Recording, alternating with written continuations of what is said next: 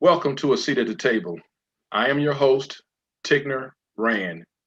Today we will be talking about diversity and inclusion and what's happening in corporate America since the murder of George Floyd. It's ironic that we're having this conversation today because we're right at the beginning of the trial in Minneapolis. We all saw the video. We all saw the 8 minutes of the despair of what happened to George Floyd. And we all have our opinions of what took place and will take place during and after this trial. But one thing still remains is that there is a lack of diversity and inclusion in America and in the corporate environment. Joining me today at the seat of the table is an award-winning cultural strategist, Ms. Dionne King. Ms. King is the CEO and consultant of DMK Consultants, where they specialize in diversity, inclusion, and mediation. Companies call her when they want to build inclusive environment, develop business strategies, empower professionals to excel to avoid being sued. Above and beyond that, she's a mom. She also helps the poor and the homeless. She is a personification of what Rolling Out calls a sister with superpowers. Wow. I'd like to welcome to the table Ms. Dionne King. How are you doing this today? Wow, thank you so much. What an amazing introduction. I'm doing well, and I'm excited to be here, so thank you. That's awesome. Glad for you to be here. Before we kind of get into the conversation, tell everyone a little bit about Dionne and DMK. What made you decide to even create a consulting firm that deals with diversity and inclusion as well as mediation? Those are two things that a lot of people don't like to touch because it's a hot topic, hot subject. You're right, and it makes people very uncomfortable. As you said, I lead an executive leadership development firm called DMK Consults. We've grown from a regional to national, now international. So you can imagine the conversation, what that looks like across the seas on how do you create more inclusive cultures. How did this all start? I'm gonna be real honest with you. I was pissed off in corporate America. Okay. I was overvalued, underutilized, understaffed, and they wanted me to create miracles. My background for over 20 plus years is in law firm diversity. And so I really focused in on how do I create strategically diversity and inclusion in a historically non-inclusive or less inclusive space, which is what the legal field is in the United States. And so I worked on that again, and as many as you're interviewing a number of sisters with superpowers. I love that. I feel like I need to have some kind of cape or something and put it across my chest, my t-shirt. You do. I need to do that. Yes. Just a side note, I mean, for every woman, we take women's capabilities for granted. Being a mom, working, husband, family, you work a 9 to 5, and I'm sure it's not a 9 to 5, but then you come home and you still have to do the things that a mom would do for the children based on their age. Absolutely. But you don't get paid for that. No, not at all. The average man would buckle under trying to do half of what the average sister does, and that's real talk. You saying stuff that we say in our sister circles and not amongst men folks. So how you know that's what we say about you all? Well, it's the truth. It really is the truth. I mean, the average man, we say that He-Man superhero, but at the end of the day, the average man couldn't even give birth if God gave him the choice to do it. It would be less people in the world if a man had to birth children. You know what? That is so true. And if you did give birth, you'd probably never have to go back to work. It'd be one time. Mm-hmm. So the population of the world would be far less than what it is. Right. If a man ever walked in a woman's shoes through carrying something for 9 months and then have to go in labor from 1 hour to 2 days, or based upon the situation. Yeah. And how about going natural or cesarean and then taking an epidural? Come on. Yeah. I know we digress, but it's real. Yeah, all of that. And I would say this: I don't sign up to be a martyr for anything or anybody. but we find ourselves in places where we have to step up to the challenge and Yes. see it through.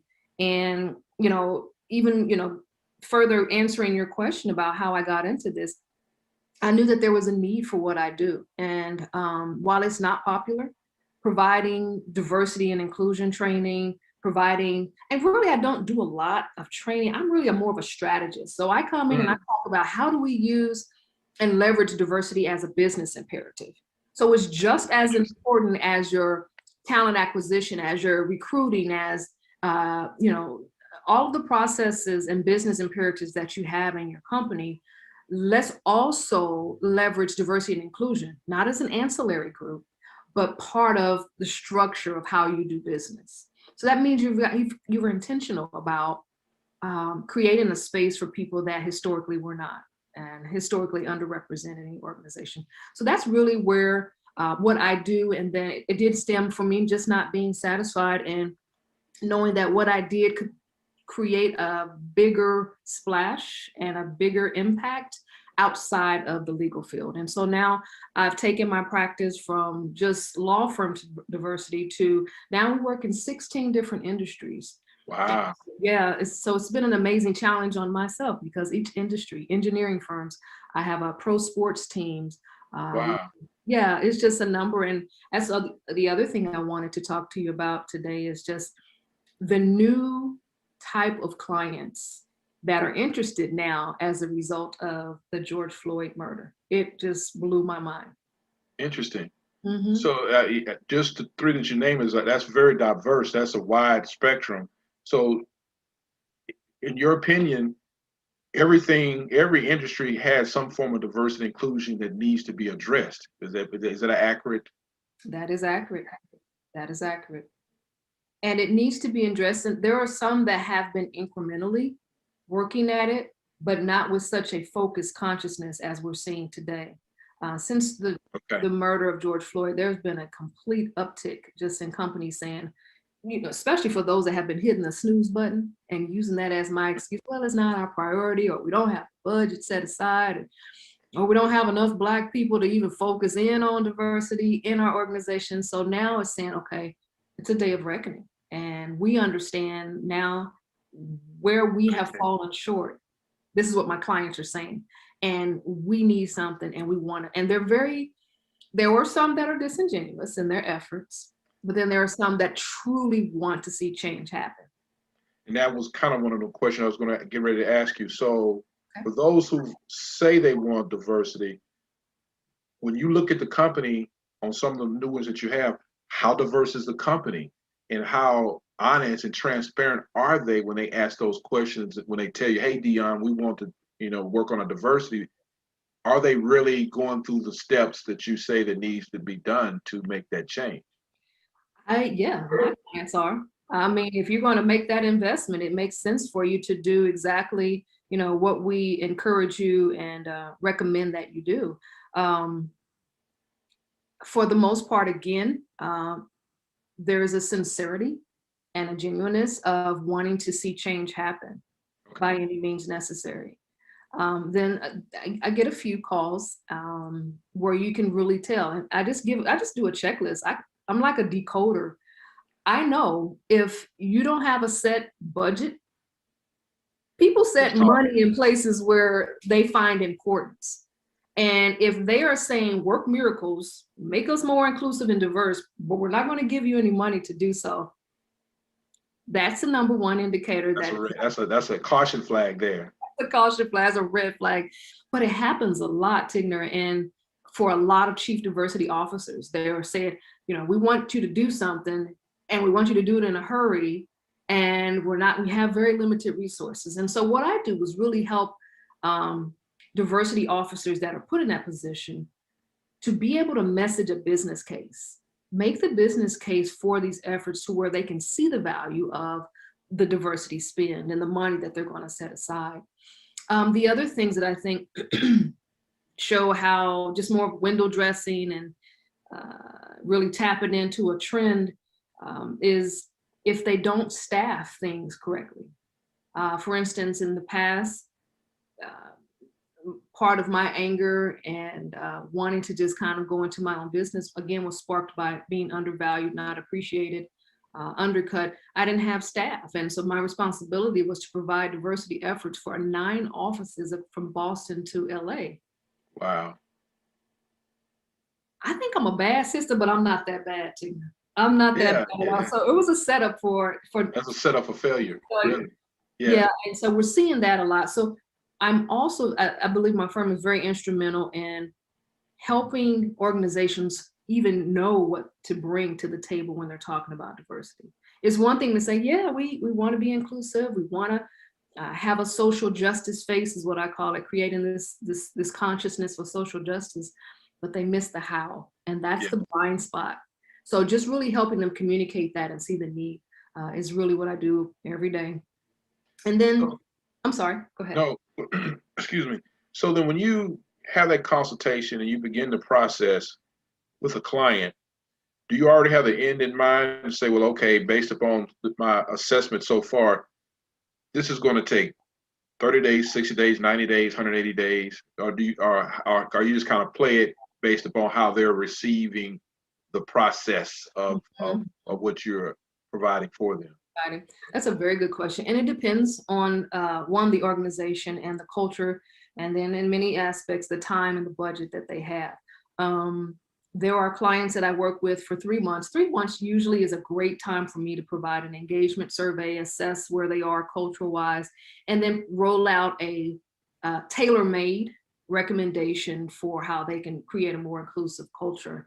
There are some organizations, however, they're like, we really want you all to come and help us, but we can only do a quick hit. So can you provide a 2-hour training to our entire company? And we do that. And then they may come back in 2 months. I have a client, we have a 2-hour session every week. Wow. With their top leaders. And so it's just different ways to really bring inclusion and social justice to the forefront. So they're weaving it in to their, daily agenda. So I love that. And I love that there's commitment. Then you have the one and done, and they check off the box. I don't like to have. Yeah. We did it. We did it. And we got Dionne King as our expert. I don't poo-poo it. I don't knock it, because I think any effort is better than none, but I do think it has to be consistent and intentional. And that's one of the things I preach to my clients is, if you really want to see change, let's do this. If not, don't waste my time or yours or your money with a one and done. Exactly. So it just depends. There is no cookie cutter. And that's the other thing to be aware of. I see red flags when you have people that provide cookie cutter solutions, because every company shows up with a different culture. That's true. You have to be able to know that and get in there and learn people and build relationships in order to really provide them a fair and tailor-made strategy plan.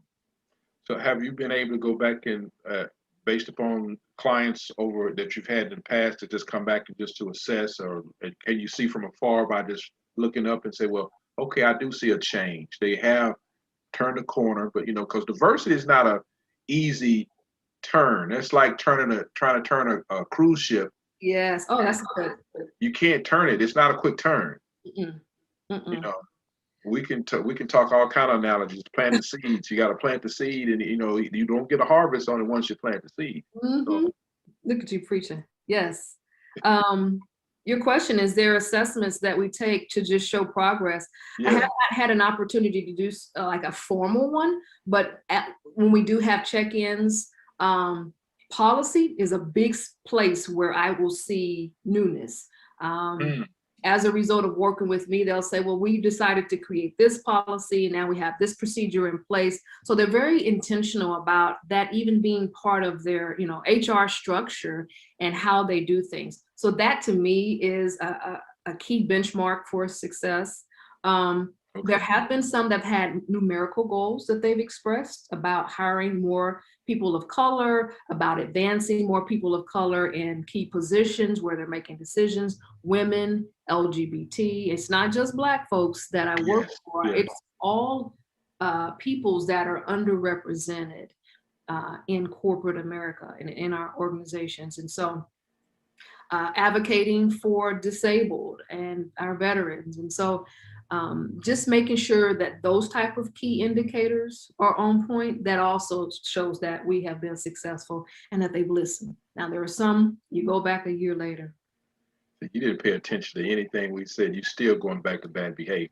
Do you hear me? And so we go, okay, let's, you go into mama mode after a while, which I'm good at that too. And go, okay, remember what we talked about. Okay, remember how that didn't get you anywhere. And here we are again. So we have to have some harder efforts and some harder talks, which is, I think, one of the key things that kind of separates me and differentiates me from other diversity experts, in that I'm also a mediator. And Yes. I work to have hard conversations, the ones that are very uncomfortable, the ones that, are taboo in the workplace. That's what I'm also trained to do. I do that for civil, domestic, and employment Wow. mediation. So I like sitting in between people that are cussing and fussing So, and helping them come to, some sort of amicable solution. So that's also, I've been able to marry those two professions to where my clients get an added bonus on how do I message the hard conversations and have difficult dialogues around racism and inclusion. do you get any sleep? Very little. Yeah, okay. Very little. I'm learning, and that's part of, I'm glad you said that. That's also, Bishop Jakes preached a message, I think it was about 15 years ago, and it stuck in me. And it said, allow rest, write in rest on your schedule and make Yes. that part of your success plan. Without a doubt. So I have literally done that. I put rest, sleep, power down. We have power down nights at our home where you That's cannot good. be on anything that's electronic or anything that has to have a charger or anything that plugs to the wall. And it just allows us to just, power down from everything that kind of overstimulates us.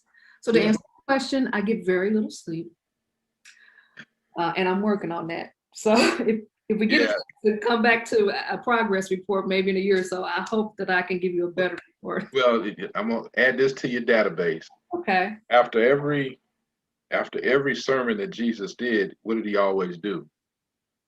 He rested. He would always find a place to go, because when you're really doing something and you're doing it well, people will deplete you. They'll deplete your energy. So out of all the things that you said, and if you're doing it well and people are receiving it, and you're mentally and physically exerting your powers out to them, you're actually being drained. And so after every time that Jesus was drained, he would always get away from everyone, go to the mountain, go for a walk, whatever. That was the rest. That was the recharge. Yes. So I receive that. I receive that. If Jesus can rest, so should I. exactly. And we as humans, we tend to do it, well, I can rest when I'm dead. Yeah, you can. But I know that was my motto. Did they tell you that? no, I've heard it so many times.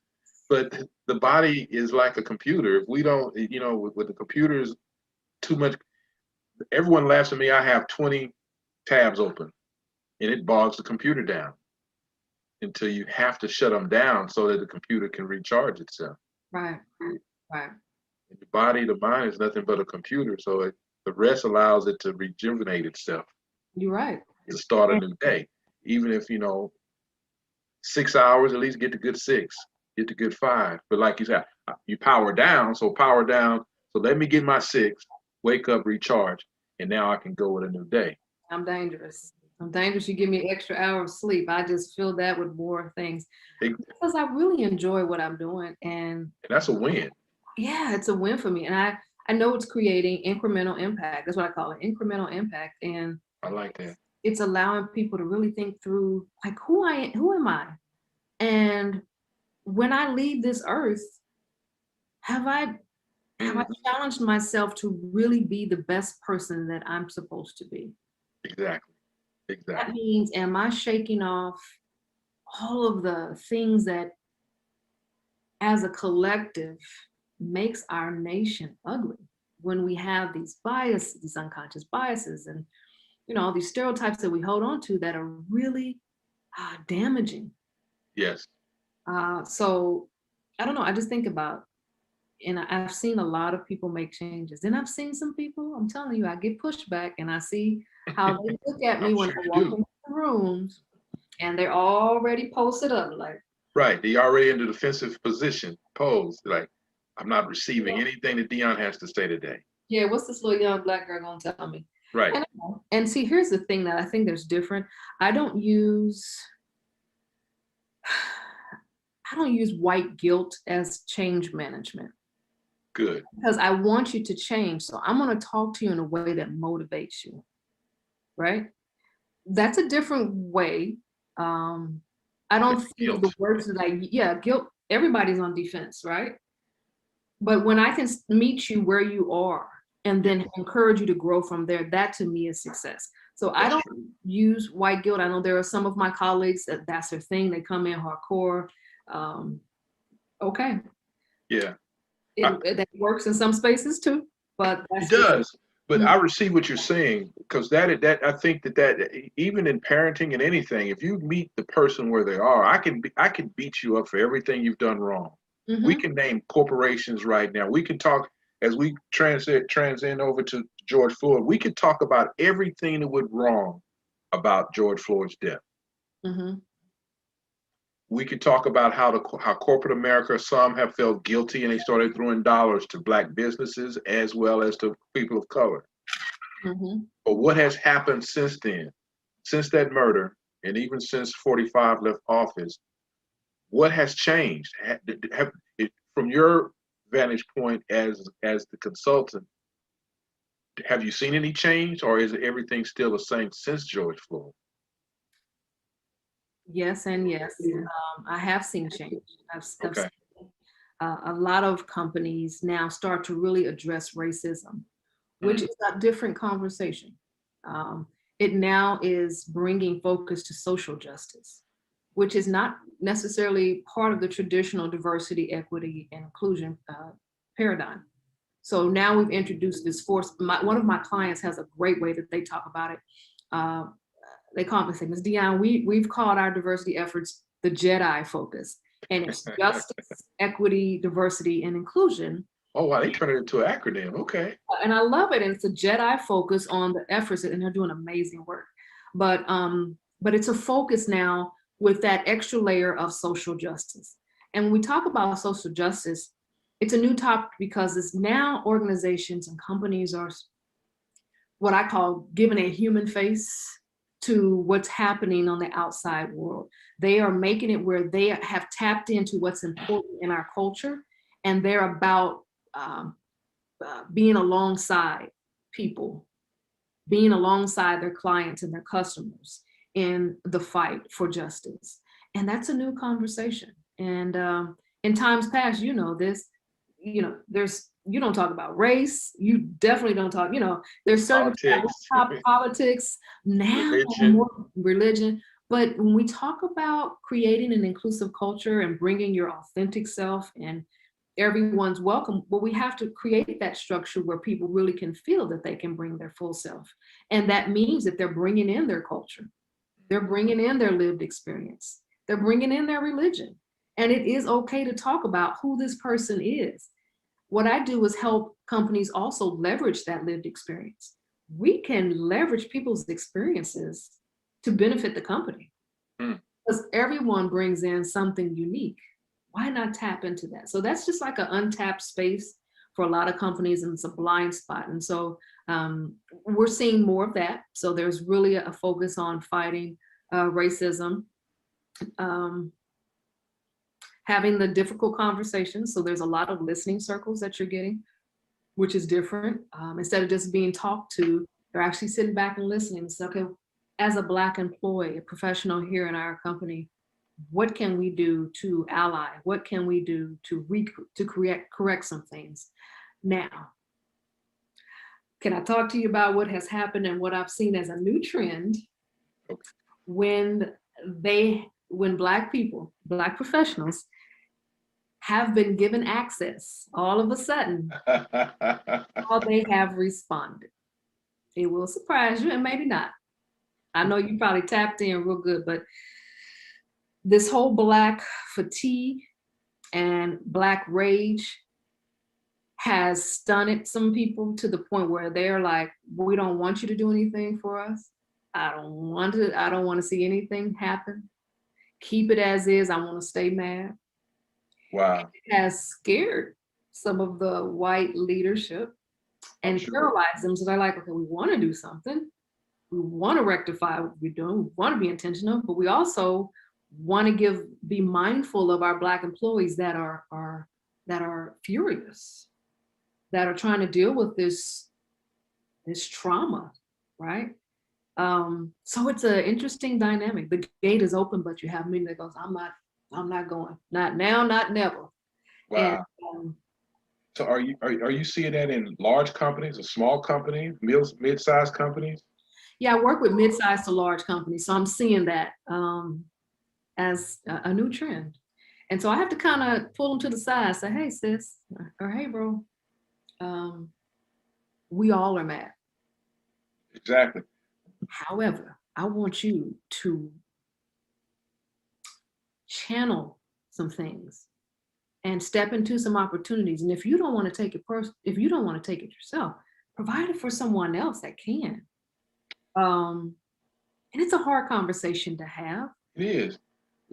But how are you seeing that? Is it where in these companies that the Blacks or females are so in the minority that they're feeling this way, or are the numbers kind of, at least maybe 20%, 30%, people of color, or are the numbers lower where you're seeing that rage?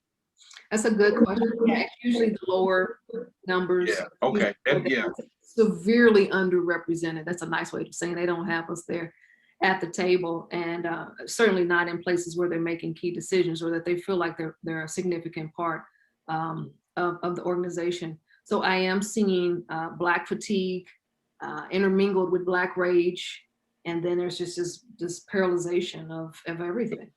So how do you address that? So if I don't want to hear what you have to say as a Black man, so what are you saying to the leaders to help shift the mindset, or at least show that I am from Missouri, the show me state? I'm going to show you better than I can tell you that we are about this change. Because a lot of times when the fatigue comes in, it's because we've seen whatever so often.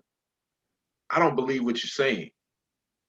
So actions speak louder than words. So are you able to at least get the leadership to start showing the rage, the Black rage, hey, they really are about change? It's preface it with, it is a very hard conversation to have because I teeter back and forth on, I don't want to be a sellout or speak against my own, but I also know that if my clients are those that want real change, that identify systemic racism and are making intentional efforts to change it. So I will have conversations with leadership and say, listen, only take those that want to go. That makes sense. Want to be a part of it. I don't care what color they are. We certainly want to be mindful of the anger and give considerable, listening circles or considerable efforts and programs, or sometimes just have a one-on-one. I've also had a chance, they've sent the angry, I hate to say that, the angry Black person to me to talk and just say, how can you give them the green light so they can show you they're serious about change efforts, because they're so respectful of you and they're actually putting you in a position where you can say yes or no and they're gonna do it. And I'm thinking, okay, wow. What was the response to that? Based upon that scenario, were they receptive? Were the Blacks receptive? One was, and they decided to serve on the committee, the newly formed inclusion committee, which I think was great progress, particularly for this person's personality. They didn't want to be part of anything. So then for them to really join efforts and really serve as sort of a subject matter expert for the company, I thought that was good. Now there was a brother. I don't. He said no. And they are still being held hostage because of him. Wow.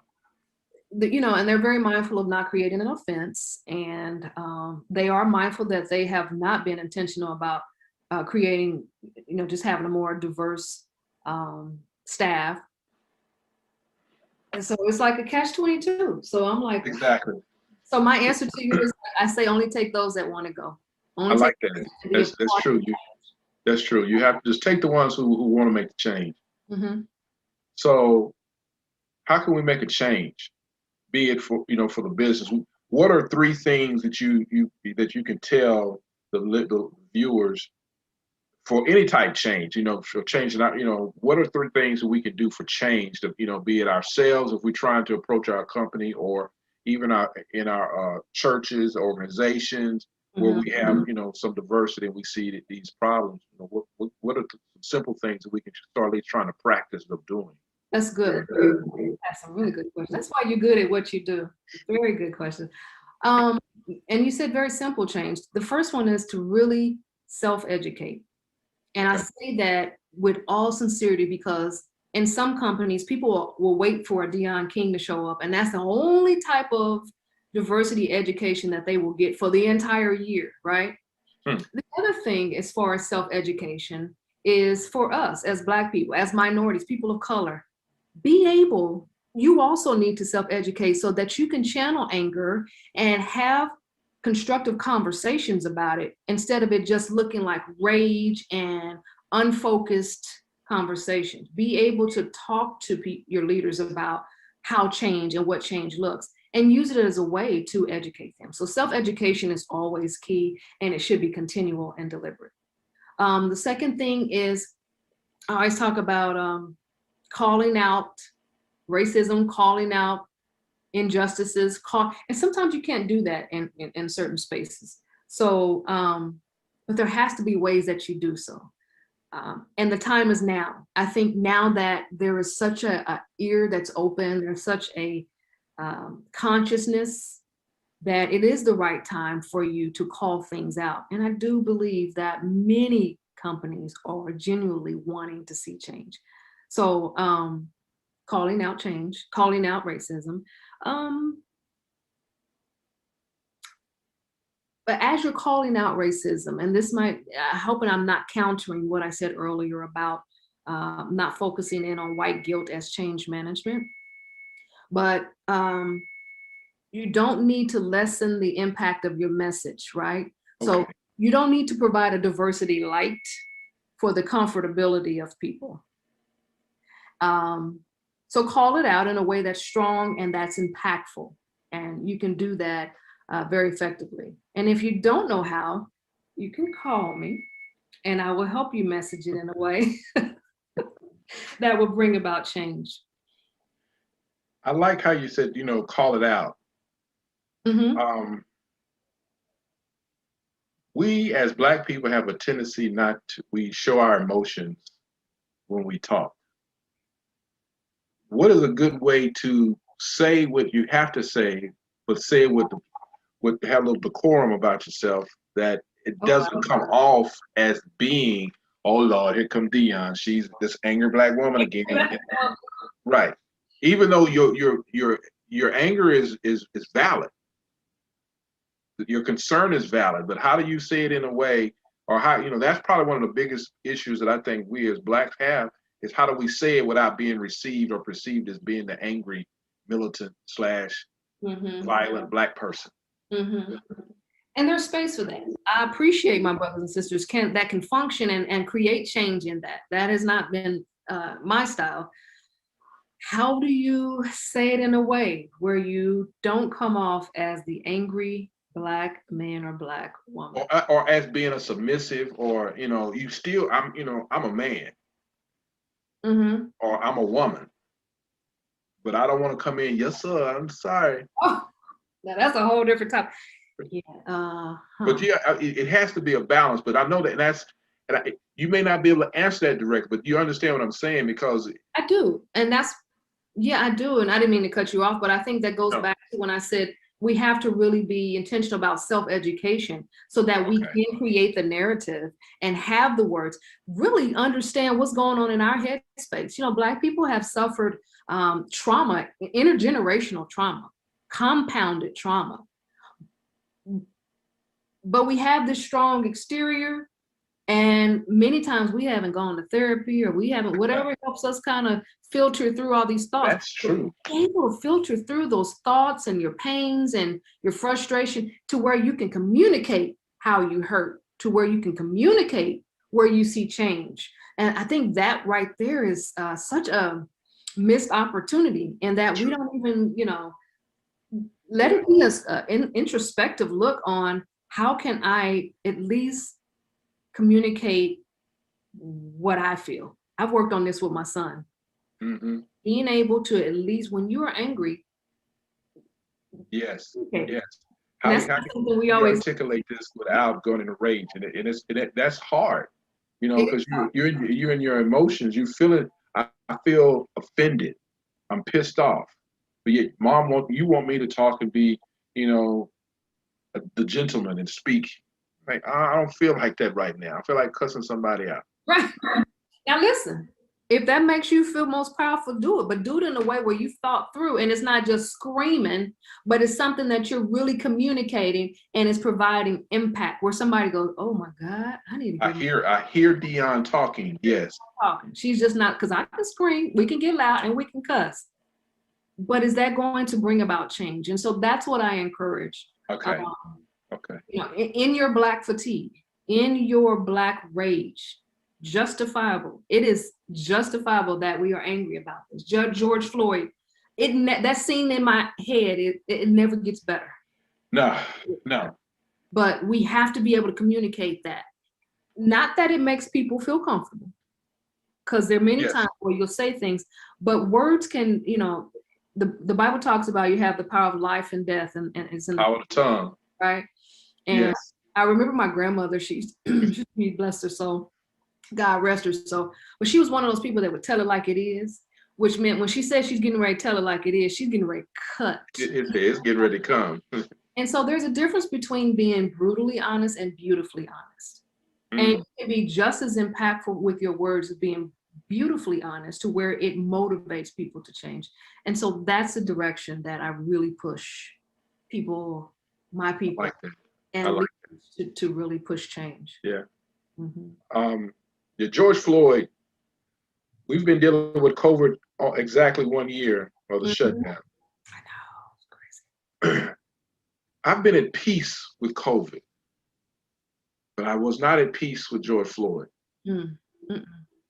I mean, I was at rage. If the wrong person said something to me at the wrong time, something might have happened. And I'm grateful that that never happened. But to get to that point, so what you're saying is very valid. So think about in the office space.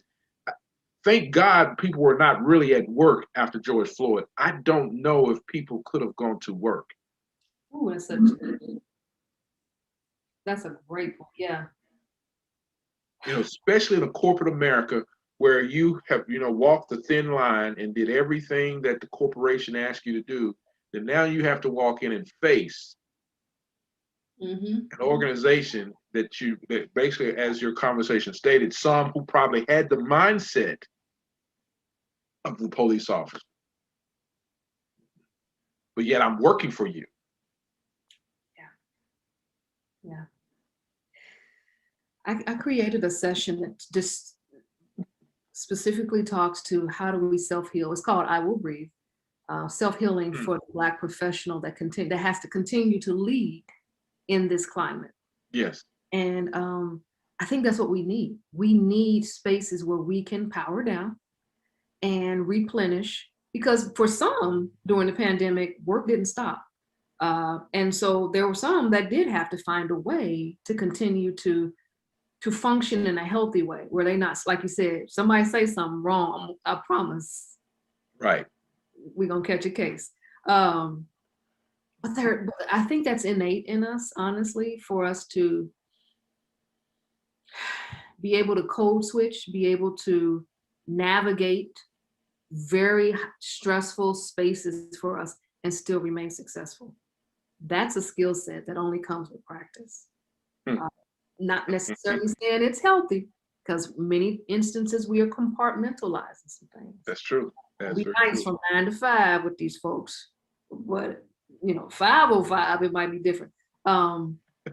But yeah, I wish I had a magic button. I wish I had a pill that we could take to make things all right, but I don't. But as we continue to try to make these things better, we hope and pray that it does. We hope and Yes. pray that police reform is activated and taken seriously. And we're hoping that these companies and corporations that I get a chance to work with across the nation continue these efforts, and it not just be a trendy thing now because it's in the news, but they really are committed to making a change and diversifying the talent and creating a more inclusive culture. Before we go, how would you describe your superpower? If you had a superpower, what would it be? And that could be anything. It doesn't have it, because I could think of a few, but Dionne knows Dionne better than anyone. Okay, can we play this game? I'll say it, and then I want you to tell me what you think. Or should we do the opposite? We can change the rules. So okay.